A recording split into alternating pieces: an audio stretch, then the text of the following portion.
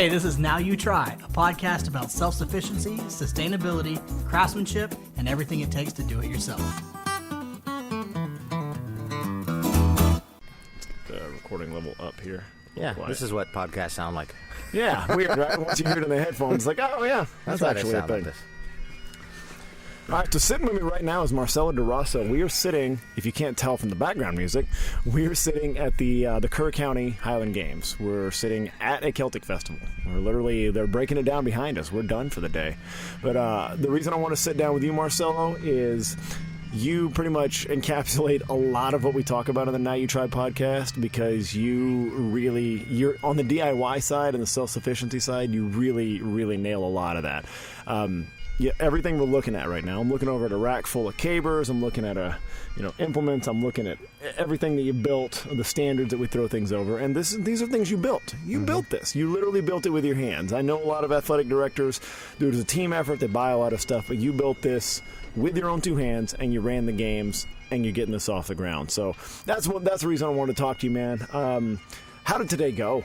Oh, it went great. Pretty much everyone showed up that was here.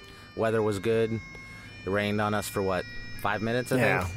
Just enough to make us miserable. A little cool in the morning, and then the sun broke out, and I think it was in the 60s somewhere, so it was good. It was good nice, weather. man. I cannot complain. I'm sure I got sunburned because I get sunburned at 5 minutes in the sun when it comes behind the clouds, but I can't complain that much. It was a good crowd, man. We had people cheering for us. It was fun. So before we get into that, because really what I'm down for is I want to talk about you becoming a fabricator, like making things of metal.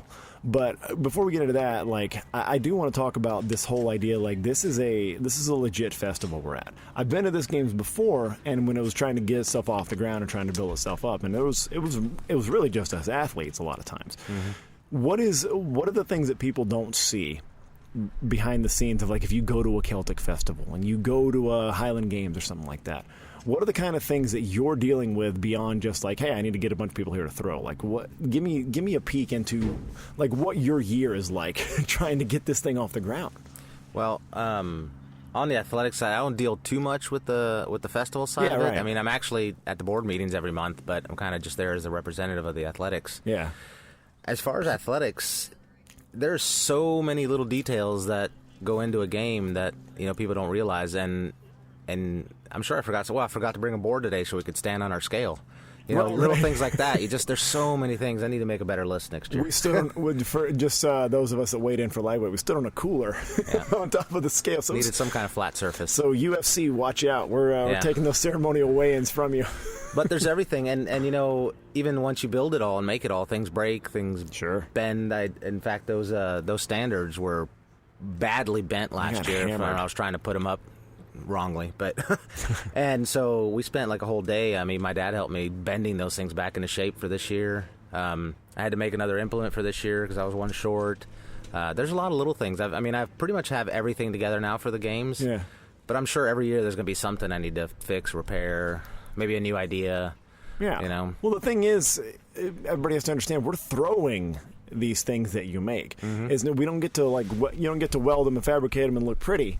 We're throwing them. And in the case of the height standards, we're taking one thing you built and throwing it at another thing you built, often to disastrous result. And you can hear it when it happens. Oh, yeah. So there's a lot. I mean, I'd imagine just based on today, you've got a list running right now, what you got to fix. Well, we didn't break a caber today, so that's a good start. That is true, yeah. Broke one last year. Yeah. No, none so far this year. People always ask me, why do you have so many cabers? I'm like, because we break them. You ever watched the games before? And that's the thing. If you're not, a spectator is going to stop and watch a few turns, right? But if you're an athlete that's been doing this forever, you're going to see what those cabers go through and how many break. So do this for me, because I think this is a fascinating thing on the DIY side. People see that this is our premier event, right? The caber is the thing that people know about us. One of those sticks over there, those cabers, those poles that we pick up, the telephone pole looking things, the tree trunks that we're looking at, what goes into making one of those? Because it just, to the untrained eye, you know what it looks like, right? Yeah. It looks like a tree trunk. But what goes into making one of those things? Well, the cabers I have, there's two varieties over there. One are the cedar trees. So I think most of the cedars out there right now, I got this spring, some guys were cutting down trees, and I saw them on Facebook, and I went out there with the trailer out in the backwoods, and they actually were telling me, hey, which trees you want? And they were cutting them down for me. Nice. So I got a whole bunch. I think I got 8 of them. brought them back. I stripped all the bark off, which I think was 2 full days of just ripping bark. It was nuts. Oh, man. Ripping all that bark off. And then I let them sit, actually, on some pavement all summer long. And they lost about, because I weighed them before I did it and I weighed them after, they lost about a whole third. They got to dry out. Some were like 120 pounds and ended up being 70 pounds when they were done drying. That's amazing. They were nuts. And then just tapering the handles, to get a good grip. Taping them up. I pre-tape all of them. Just really, potentially to help them not break there. Right. People tape them after. In the soft spots where they tend to break. Right. But a lot of it is just so, you don't have shitty cedar scratching your neck. Oh, dude. So I put tape right where I think my neck's going to be and a little bit extra, a little bit less for shorter, taller people. So yeah. What tools are you using to get the cedar bark off of those? What do you do? So I've used 2 things. I've got this, I bought this, I'm trying to remember what order I did. I bought what do you call it? It was like a drawing knife? Drawing knife. Yeah. I used that.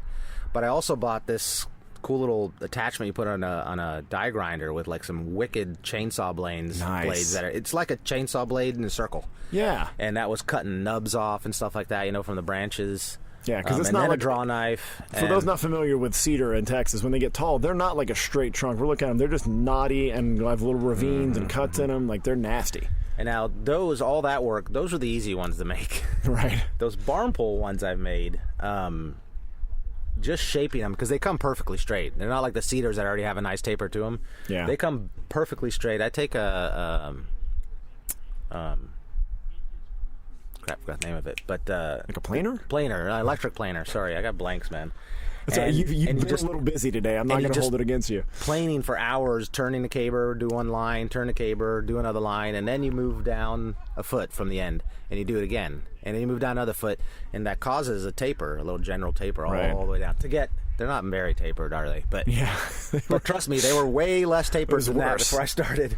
Yeah. And then I take epoxy and mix huge amounts of epoxy, and I fill in all these massive cracks that they come with, because if you don't, they're going to just break. They're going to break at those points. There's places to move in there. So I fill up all, and you fill it up, and you let it dry overnight, and you don't turn it again, because trust me, it's all gone inside, and you've lost it all, and you fill it up again, and it just soaks in and soaks in. Right. So it's like, maybe 20 minutes a day, but you just got to go back to it every day, filling it up until they're all full. And I actually right where they break, where they break, right? Yeah. I've got a whole row under the tape that you can't see. There's rows of screws in there. Oh, wow. That are just, it's like rebar and cement, right? My idea, anyway, is that it just kind of helps strengthen that whole area where they break. Absolutely, it does. And then I cover it up so no one sees it. Right. And now the world knows that they're there, but... That's interesting. That's a cool idea, though. Like, and it's negligible weight, really. Yeah, like, no, it doesn't add anything, but it adds. I hope it's adding some rigidity inside. Theory. Work for cement. So, so if you're a Highland Games competitor, or you're somebody that watches a Highland Game sometime, and you see some knucklehead do something dumb or drop a caber and break it, and watch it shatter into splinters. Yeah. Just remember what Marcelo just said for the past few minutes, that everything he did for that, and you have to stand there and watch it. Mm-hmm. You have to stand there and watch somebody break your caber and just be able to say, that's all right. Yeah, it's going to happen. It still sucks, and you try to teach people to, to turn them or not turn them correctly. So one of my most watched YouTube videos is how to ditch a caber. Yeah, absolutely. That's one of the most popular videos on my channel, is how to ditch a caber, because once that came out, that got pushed hard. Mm-hmm. Like, because people are like, oh my God, I do want people to know this. Yeah, absolutely. Please. Yeah, I had someone caught a video of me in San Antonio once having to ditch one, and it was just like perfect. And I just laid it down. And I posted on Facebook. I remember that actually. So you don't break stupid caber. I think that's actually what inspired me to make like a guide to show people, because it's like it's having been on the athletic director side and knowing like that's money you're holding in your hand. That's money and that's time. It's easy not to do it wrong. You just got to know how. It's a technique like everything else. Like we're learning all these super like high not high IQ or anything, but like challenging physical techniques, and like just add that one to it, and you're going to save everybody a lot of money and pain. Let's keep that one in the repertoire also. So, but it's not just the cabers. Like and again, like I said, the big thing I really wanted to talk about was you fabricate the weights, the hammers, the standards, everything here. You work with metal, and it's always been my estimation that the mark of a real man is that he knows how to work with metal. I don't, so I'm not there yet. Like I can work with wood, like I can craft a lot of things. I can do a lot of things, but I cannot fabricate. I can't work with metal, and I'm always so fascinated by that. And you learn to do it on your own. Like I'm sure you've had help. I'm sure there's a story, but like you've had guides, but like at the same time, like. The reason you popped up in my mind as somebody I want to talk to is you taught yourself to do a lot of this stuff, and you're making world-class stuff. You're making really good stuff. So I guess I wanted to just hear your story. Like where did you even start? I know you got into the games, but where did you start? So what, 5-6 years ago? I forget the exact. About that. Yeah. I think it was summertime, and I was just flipping through Facebook, and I came across something that mentioned something about a Highland Games clinic. Yeah. I was like, this looks interesting. And it was in Austin, being put on by 5-time world champion Michael Dickens. Nice.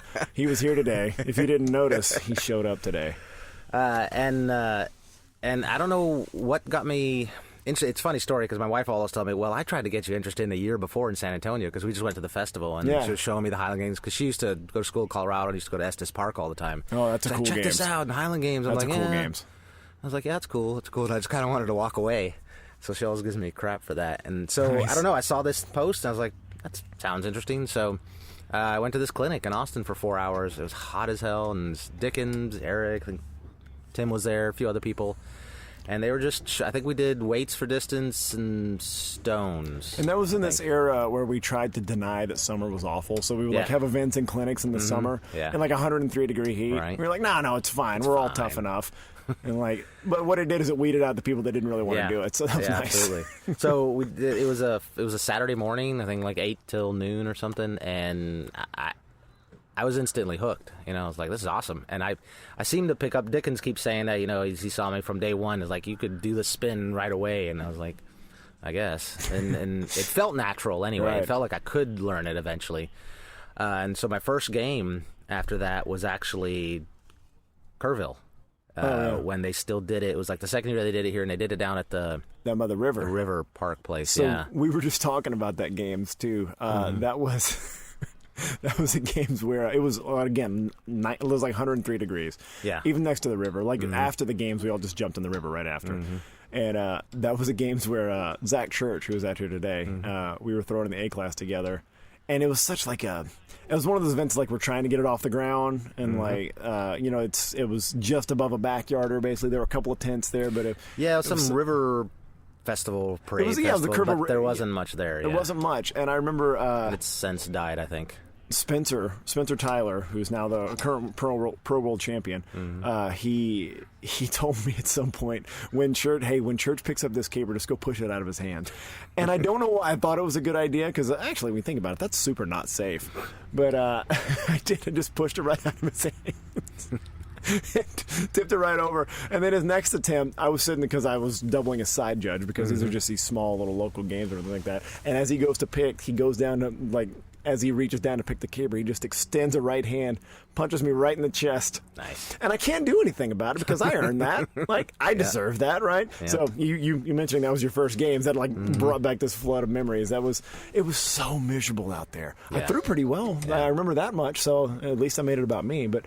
Like that was so hot and miserable. So that was your first initiation into competing. And I threw as a novice there. There was like me and 3 other guys, and we had our own little novice group. So, and since then I was just. Wasn't a bunch of like super bro guys that were like taking their shirts off in that novice group? Well, it was if it's the same year we're talking about, it was what's his name? There's several Marines. Yes, they were that was a little much to deal with, some of those guys. I'm sure they're good guys, but they were young and they were excited, so I understand, but good Lord. Yeah. I remember they were taking extra throws and like with the 42 because it was in a novice class. Right. I was still I'd never thrown a 42 in my life. And I could just see our buddy Eric was judging him, and I could just see the pain in his face. It's like, oh God, please let this end. And I was in my socks by that time because we finished. So I, of course, did the big brother thing. I was like, hey, can I throw one, guys? And just laid one out in my socks. I was like, okay, are we good? Can we stop now? So that was your novice group, was those guys. Yeah. So after that, in my head, I was like, I got to do this. And of course, I instantly think, well, I guess I got to practice. So I instantly think, well, I got to go build a weight or something. So I went to Home Depot and did the whole, get little plates, little 5-pound plates. Oh, yeah, everybody goes through that phase, the DIY weights phase. And I got pictures of it somewhere, and I made a handle out of chain and like a piece of PVC pipe. God, I did the same thing. Mine was galvanized. I cut through the galvanized. I did the galvanized pipe. And so I made that thing, and I threw it a bit. And, of course, I got nowhere real good at my place to throw it at my house, and I threw it, and it just never felt right. And so I instantly thought, well, I need the real thing. Thing. And I think I knew of Landridge who made Wade. Someone had told me about him, and I'm like, yeah, he's up north, yeah. And like everything else, I always think, I could totally make that, can't I? Right. I could just teach myself how to make that. I don't like to buy it if I can make it. Oh, dude, that's the magic words right there. Those are and that's that attitude some people have just innately. They just have the it depends. Some things are just not worth trying to make your own. Sure. There's some things that they can make so cheap. It's like, but not. This is all handmade, custom stuff. Right. This isn't go down to Academy and buy it from China. There's not a circuit board in this. No, the sport's got to get a lot bigger before Academy is going to start selling. Correct. Weights. Yeah. So I was like, man, I guess I could make it. And I remembered my dad has a welder in his garage, and I was like, I could totally make it. And I'm just looking at pictures of the other weights. I'm like, okay, so that's probably some square steel tubing or something, and I just plan it out in my head what needs to be done. I was like, okay, I'll cap the bottom, cap the top, and I guess you melt some lead in there or something. But do you know how to weld at this point? No, I've never welded in my life. That's the part we gotta learn. Like you're like, all right, I gotta learn how to weld. Yeah, pretty much. So I just went over to my dad's, and I bought some of this stuff, and I just started weld. I mean, I didn't find it that hard to weld for some reason. Even my dad's like, man, you can weld pretty good for never welding. I'm like, I don't know. Well, especially the level of it's got welding, a trigger. I don't know. Then the level of welding we need for these things to start. Yeah. Like it doesn't have to be art. No, it doesn't have to be art. So I made a weight, and that first weight I made, it took forever, and of course it was super pretty, and I made it all shiny, but I made a 28. I remember I painted the Scotland flag on it like you do, and which eventually, like after first throwing session, got chipped off and looks terrible. Yeah. Yeah, and then I ended up making myself a 56, which is actually this one. Oh wow! Yeah, this 56 is my original 56. That's the one that we threw today. Yeah, that's cool, man. Yeah, same one, first one ever made. So you did something right. Yeah, it's still working. Still weighs 56 pounds. Yeah, it does. And actually, I brought both the weights to an Austin game. Yeah, I remember this. And I think you talked to me about them and mentioned, oh, you making weights? You selling them or something like that? And I think Eric did as well. Yeah. I was like, I don't know. I guess I made these. Just made these because I needed some. And I think I look at my list. I have a list of all the weights I've made, and I believe Eric is my first customer ever. He bought a 42-pound weight from me. Yeah. And then, other people here that, you make weights, and like, hey, did you make me a weight? I'm like, I guess. And I made another one. There's so few people doing it, man. Yeah. And then, of course, word of mouth, and then finally on Facebook, it's everywhere. So, I mean, I'm guessing then orders start rolling in, and you got to start figuring out, I can't just, do this in my dad's garage anymore. Like, you got to start figuring out how to make this, You kidding me? My dad's garage the whole time. Seriously? Oh, yeah. It never changed. No, never changed. That's so cool, man. No. Well, it's a separate garage that's kind of a little shop area, okay, but it's the garage size. So that's the workshop. Yeah, he's got a little steel table, half the size of this, and all my weights are made on that table. So what did you what were the first big lessons learned when you started having to make them like a little bit at scale? Like what were the big things you realized like, oh, I got to start doing this better. I got to add this to the. Well, the best thing was realizing you got to make more than one thing if you can, especially the individual parts. And mass production was, like anything, mass producing saves economies time. of scale, right? So making handles or stuff like that, cutting when you're cutting the tubing down, cut more than just one because you do one off and it just takes forever. So I mean, it was still every implement was still one off basically, but I'd make 10 handles and put them aside, and then when I ran out of those, I was like, okay, I'll make 10 more. But the weights themselves were still one off because I wouldn't make a completed weight until someone ordered it. Yeah. So I never had any complete. People always ask me, "Hey, do you just have a 28 lying around?" I'm like, nope. I wish I had just 28 lying around. So but I'll put you on the list. Yeah. And with my company Throwbros, that's been the big struggle is to keep them in stock. because the turnaround time is not quick. It's not. It's a process, and when you don't have a machine shop, you don't have all the things that go along with that. Like keeping them in stock is tough. Like because it's like okay, we got 5 of that thing, and then all of a sudden everybody gets a wild hair on a weekend, and then 5 are ordered, 5 are gone, and now we're back to waiting 3 weeks, 3 or 4 weeks for something to go again. No, I totally get that. No, and this is obviously a hobby. Is just what I did after my normal job, so it was just a few hours every day after work, and but it ended up becoming all my extra hours after work. That's the trick, and that was the big problem. It was just non-stop. I couldn't do anything else in life, and also because I don't want to not deliver something in a timely fashion. No, I got to go make this. This guy's waiting for it. So and then more orders came in, and I never wanted to say no to that last guy. I'm like, yeah, all right, I'll put you on a list. I'll try to get to it real quick, and then so you just keep going and going and going and going. You know. No, and that's kind of the trap too. That's because you don't just start doing it because you just want money. It's nice. It's cool. Like it's a good thing, but you also you do love this sport and you love this community, and you realize once you start putting this stuff out, like anybody that's making like a niche product like this, you start to realize like how much people really are asking for this, that it's not available for them, and then you finally. You're not just getting a check from them. You're not just getting a PayPal payment. You're getting like the gratitude of that person, and you're getting like, hey, I'm getting you into throwing by giving you this gift, like I got. Yeah, no, and that to me that was the better part of it. Just being the guy that supplied these implements was cool. I can go anywhere in the country to a game, and I'm sure I'll run into people that know me from Facebook or know that I make implements or bought an implement from me, and it's cool. Of course, I don't. So many people that I've made implements for, I don't recognize all their names, but it's cool. Oh yeah, cool, no problem, man. Appreciate it. Yeah, it's neat to meet people. It's what's cool is I like it when I just see random pictures on Facebook and I look down and I go, hey, that's mine. That's mine. Yeah, that's a cool feeling, right? It's like, hey, I made that. Yeah, because that goes beyond like somebody like a shout out's cool. Shout outs are awesome. I love when people do that. But when it's just like you've just permeated the culture like that, that's a really cool feeling. And to me, like I'm always, like I said, I'm fascinated by your approach to it, because that was you put your head down and you figured out this is how I do this, like this, And it was the same thing for making the standards. I decided, well, I need standards.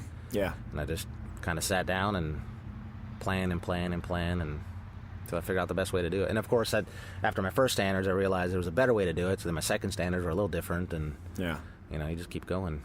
Well, and that's. For those that, again, there's non-Highland Games people that'll listen to this for sure. The standards are the things that we're throwing either a 56-pound weight or a sheaf bag over, which is like a bundle, basically a bag of heavy twine is that we're throwing over something with a pitchfork. So if you're not in Highland Games, that's going to make no sense to you. But yeah, like these are things that they have to be modular. You have to be able to go up in height however much you want to. So it's got to be like ropes and pulleys and measuring ropes, and we have to secure this crossbar up there, because the worst thing in the world is when the wind blows and the crossbar goes out of the standard, and like we don't have to deal with that up here. So it's what I dig about it is that I think what I like about your approach to doing things and how you've crafted things like that, like just like you talked about with the caber and you talked about like this, is that beyond just like, hey, I made it and we can use it. Like you're thinking about how to do it the best that you can. You're trying to think about, because you're thinking about it like a thrower. Yeah, absolutely. You're thinking about the stuff that pisses you off. It's funny, you talk about the bar moving in the wind, and I've seen it, other standards where like the bar might only be 10 feet wide, right? Yeah. Like, well, then it's going to go blow in between, Right. I know 10 feet is our width, but you want to be able to have it extend on both sides so it hits the bars. Okay, right. Now it's 12 feet, but now it can still blow in the wind. And I had that, and that's the reason I made my crossbars are out of 2x1 steel, tubing, super heavy stuff. And I was like, okay, this is gonna never blow in the wind, great. So I made it that way, good, never get damaged. And then one game, actually had fog at our game, our Masters game it was super windy, unbelievable windy, and the bar was up at 20-something feet, and it was like 4 feet away from it. That's a heavy bar, and it was like 4 feet away from the stand. I was like, okay, I need to fix that. So yeah, then before next year, I just welded on some little bars, and it basically acts like little, C's that grip the standards as they go up, so it can move about an inch, and that's it.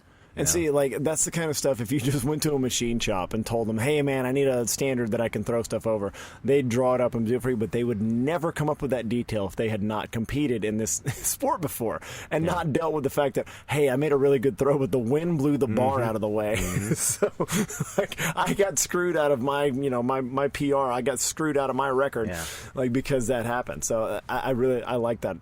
I dig the creativity approach, but also it sounds creative, but it's super practical. Yeah, I just see what needs to be fixed. And I say, well, I need to fix that, so let's come up with something. Is that how you are with everything, or is it just this? No, I'm with that with everything. Yeah, I think so. My wife would say I try to fix too much, but I don't know. I just see things that I think are wrong. I guess that's maybe my opinion, too. That's a little bit, yeah. See, well, that's wrong. It should really be this way. Yeah, it is my opinion, I guess, but I don't know. Yeah, I just see things, I'm like, that could be done a little bit better. All you have to do is this, and it's better. Right, yeah. Why did you optimize? Yeah. It's irritating me. But I think that's such that's a part of people that have that kind of personal ethos of, I don't want to buy it. I want to do it myself, or I don't want to like pay somebody else to re-engineer it for me and do it. I want to do it, like, because it's not just the idea that I get a better thing. It's like I get better by making that thing better. And I did that recently in my gym at my house. I made a safety squat bar. Yeah. And I was like, I looked at the prices. I'm like, man, those things are expensive. Yeah. This just needs to hold weight. I'm sure my welds can hold. So I just designed my own and built my own. Man, that was it. That's how I'd look at it, too. It's like, well, how much do I lift? It's not that much. I'm fine. My welds will hold that. I could probably just duct tape and super glue this thing together. It'll be fine. Just a bamboo bar. I'll be good. No, and I think that's a big part of...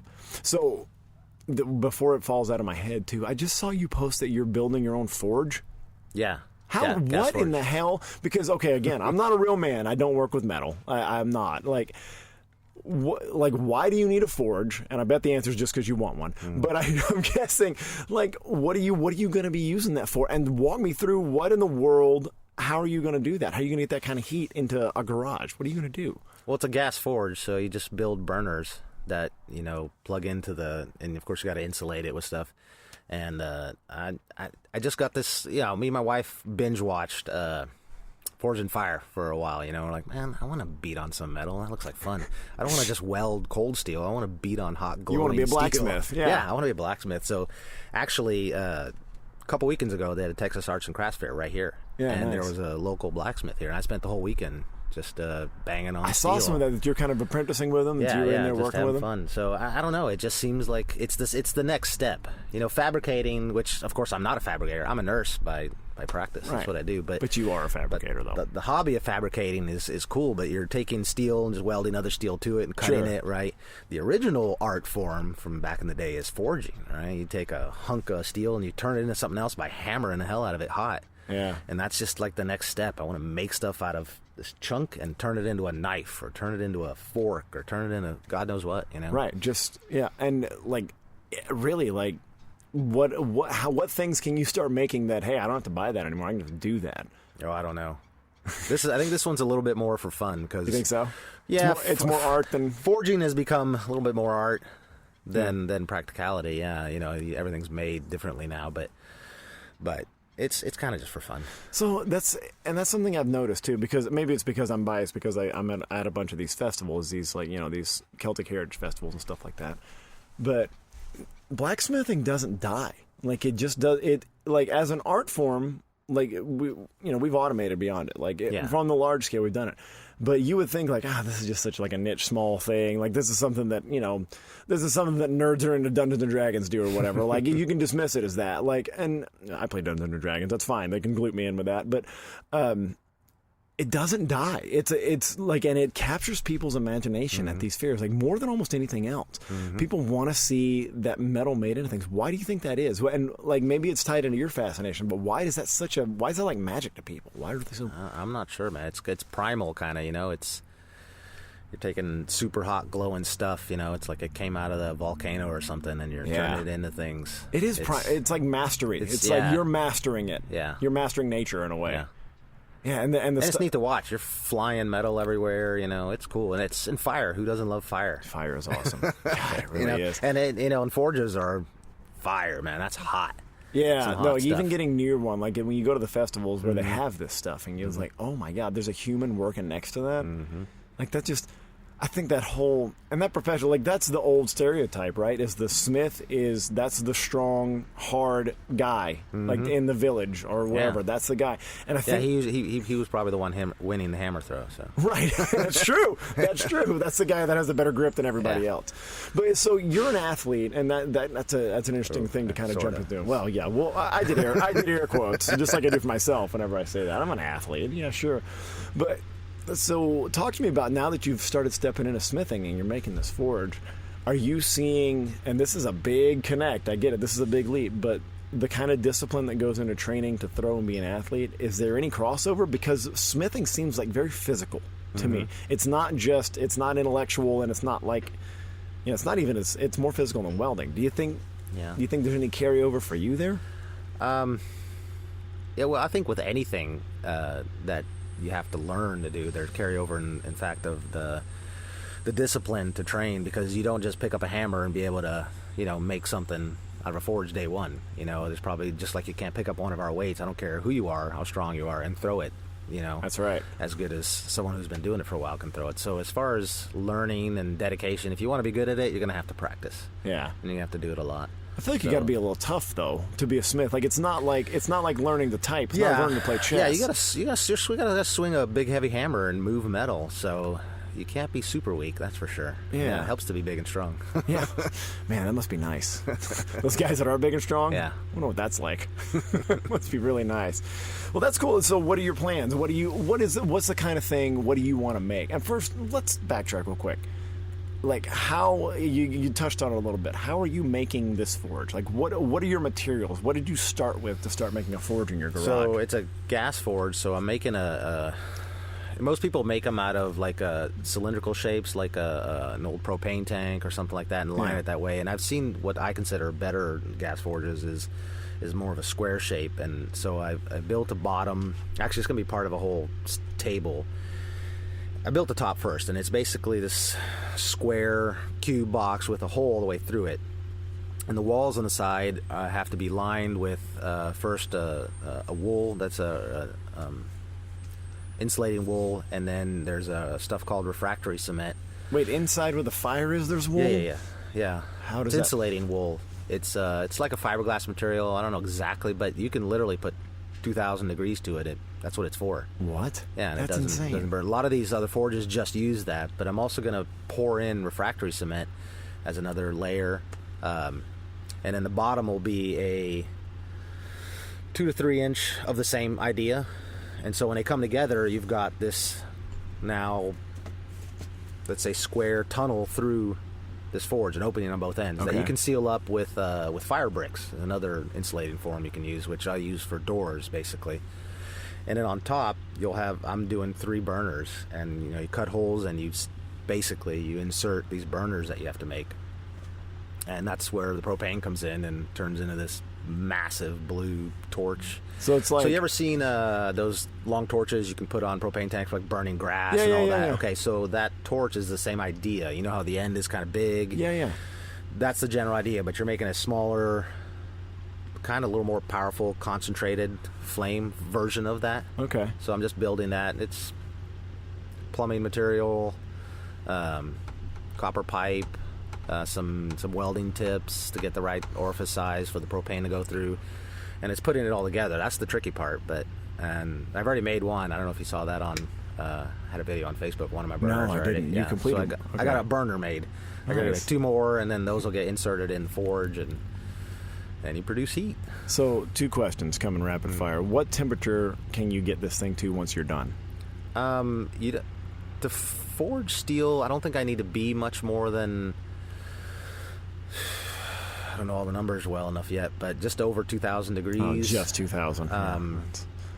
But if you want to forge weld, it needs to get closer to, 2,600 degrees or something. Okay. I think this forge will be able to, but I don't know. It's the first one I'm building, so I'm not sure what temperature. Right, you're gonna take it for test drive. Like most things I do, and like my wife will say, is I overbuild everything.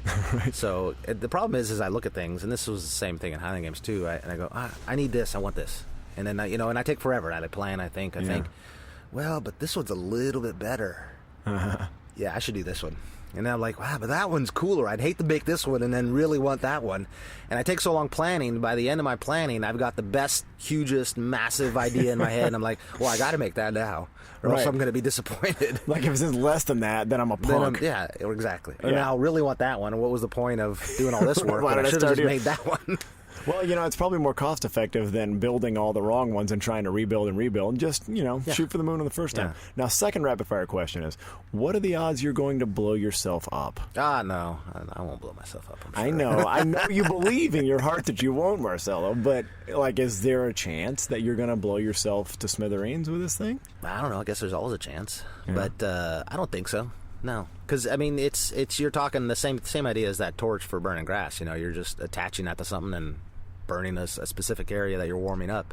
And the insulation on these things are actually really good. You can probably touch the top almost, and it just won't be that hot. This doesn't radiate through the material. No, but you do the material right, and it's just a super concentrated heat inside the forge, and that's what you need.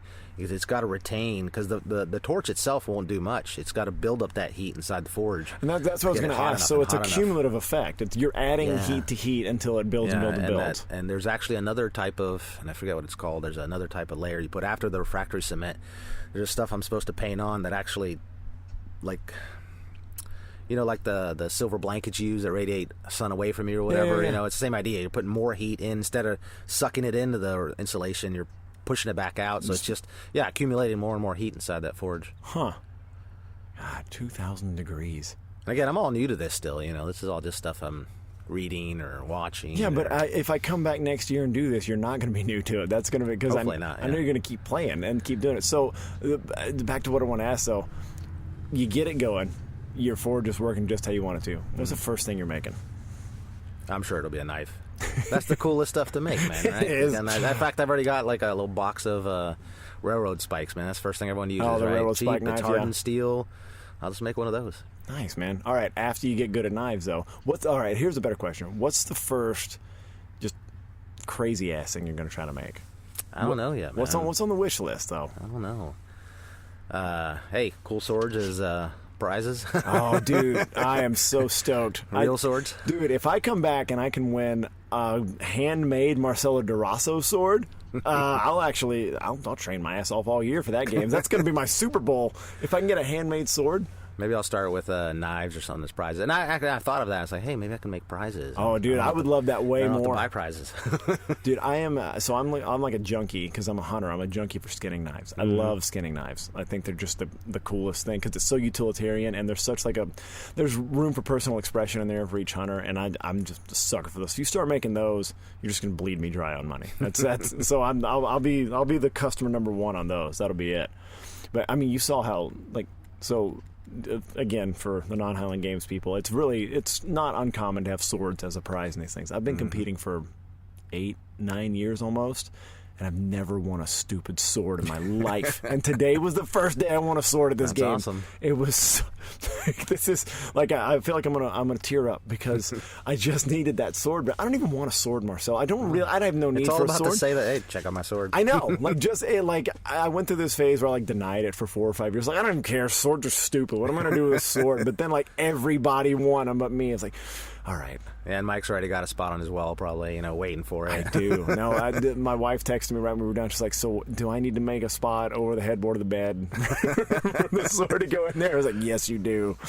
It's coming, Mama. Mm-hmm. Daddy's bringing home the treasure. So you got tomorrow, right? We're still throwing out. There's still all day. Groups throwing out here tomorrow. Who you got out here tomorrow? C class, B class, and Masters 50 and above. Nice. And also, there's a special new thing that we just kind of did last minute in the last month here. We're having a firefighters versus police. Yeah, I think this is a Highland idea, Games, man. and it's just the local firefighters and police here in Kerrville. They're all novice, never touched anything. I love it. And they're going to come out. I think they usually do something every year, like whether it's flag football or something. I think they're either doing this as well or maybe instead of. Yeah. So they're going to do a little clinic in the morning from 7 to 9. Nice. And then at 9 they'll throw. That's gonna be so much fun, man. Us.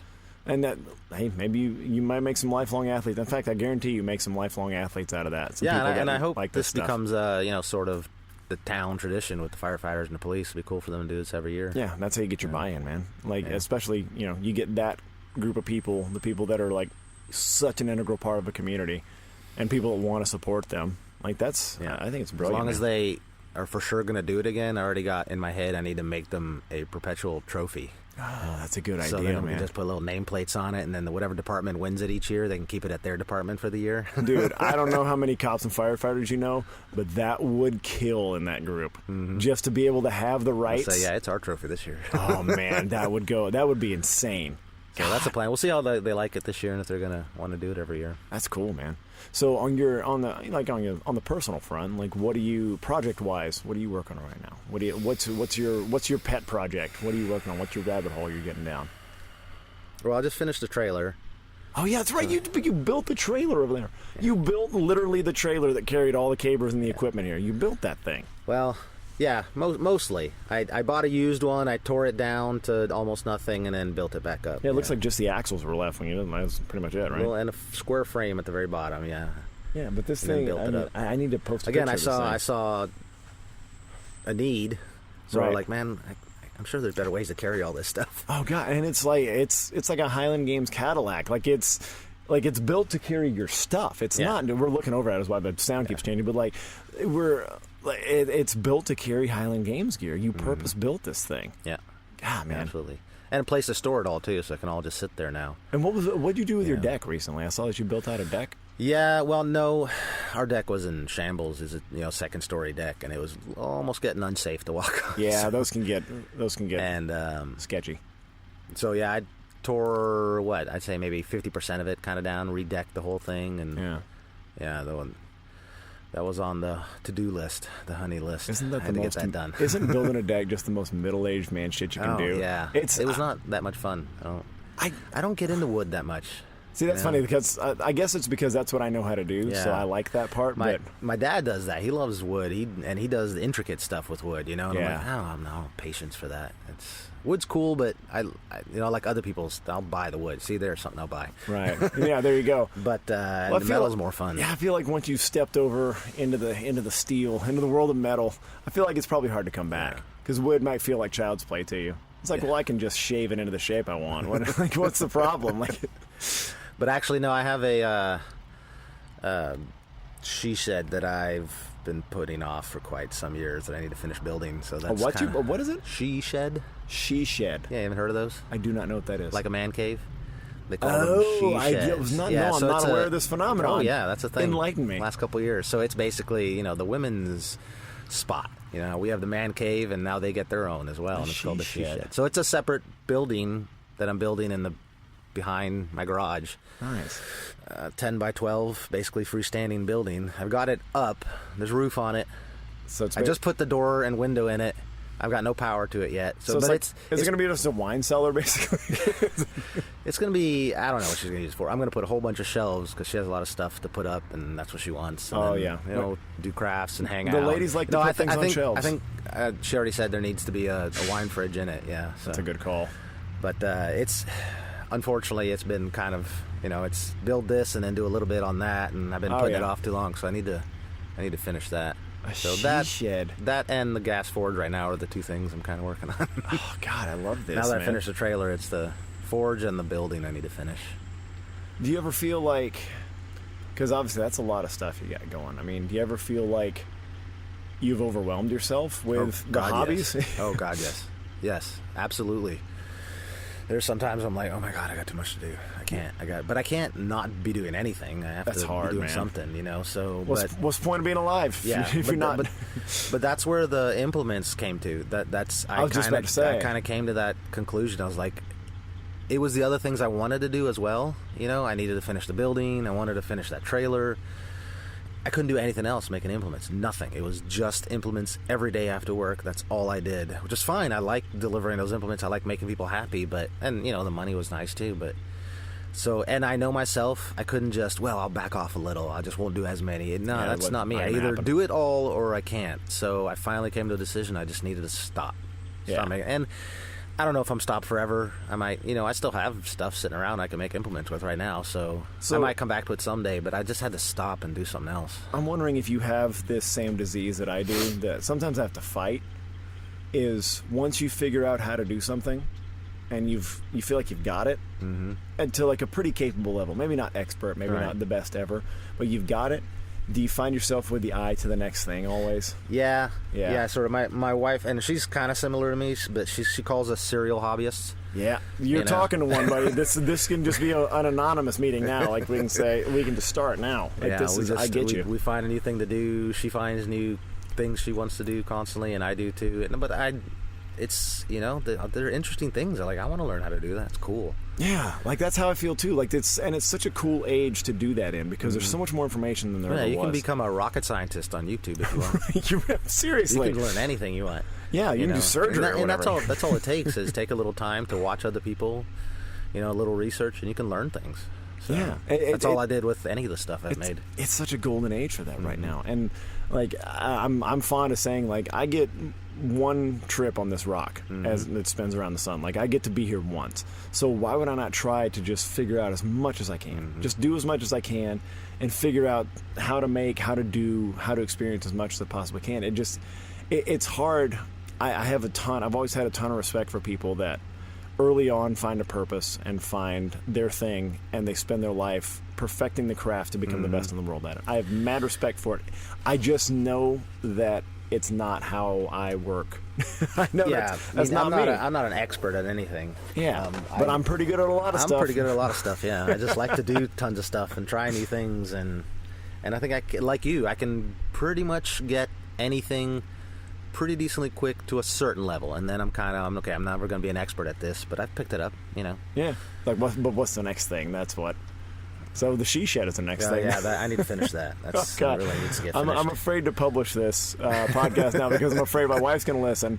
Which it's totally a thing. In fact, I think one of the channels had like a whole TV show. It was like a weekly building a she shed. Really? Yeah, I'm sure, like HGTV or something. I don't know. Oh man, God, I'm in trouble now, man. And theirs always seem to be outside the house, like it's a separate building, like it's a shed in the backyard. You know? And you open it up, and they got their area for whatever they like to do. Well, I think for moms with kids, I think that's probably what they want. Just get me out of here. Well, because the other building, the existing extra little building we had when we bought the house, I turned into a gym. So the whole thing's a gym. So that's just for me, for the most part. Right, that's because I use it. That's your version of the man cave, and, basically. The garage, sort of, I use it as well. So, right, yeah. So she needed her own space, so that's what I'm working on. That's smart, man. Hey, make mama happy. That's right. That's what happy wife, happy life kind of stuff. That's what you got to do. But it's also kind of sweet. You're kind of a sweetheart. I don't know if you know that or not. Maybe. All right, well, Marcelo, it's been a lot of fun, man. I know you got a lot to do, and thanks so much for putting on awesome games today. Yeah, no problem, man. Yeah, and thank you for coming on and talking about everything you're doing. Find Marcelo on Facebook, man. Like, check out some of the stuff that he's doing. Marcelo Derousseau. It's the most French spelling of that you can possibly imagine. Put all that out there. Where would you like people to find you, man? Where you want to track you down? Facebook is really it. Yeah. Just look up Marcelo Derousseau on there, and I'm sure you can find me. And anything related to Highland Games, I'm there. So. Nice, man. Well, I look forward to seeing you, and then I'll be back here next year, especially if we get that custom-made sword. Right, I'm going to be here. We'll see. That's an idea, man. If I get that good, where I can actually make something that's the other problem too. It's like this isn't good enough to give away. This isn't. I don't want people to get this. This doesn't look right yet. Well, hey, if you need to give it away to somebody and you're worried about it, I'll be your guy, man. Because I need to get that crossed sword display in my I need an extra one in my dining room. That's I need to get that going. All right, man. Thanks. It's been fun. Yeah. Thank you. Thanks for listening to the Now You Try podcast. Check out content related to this episode and all other episodes, or contact us with questions at nowyouTry.com.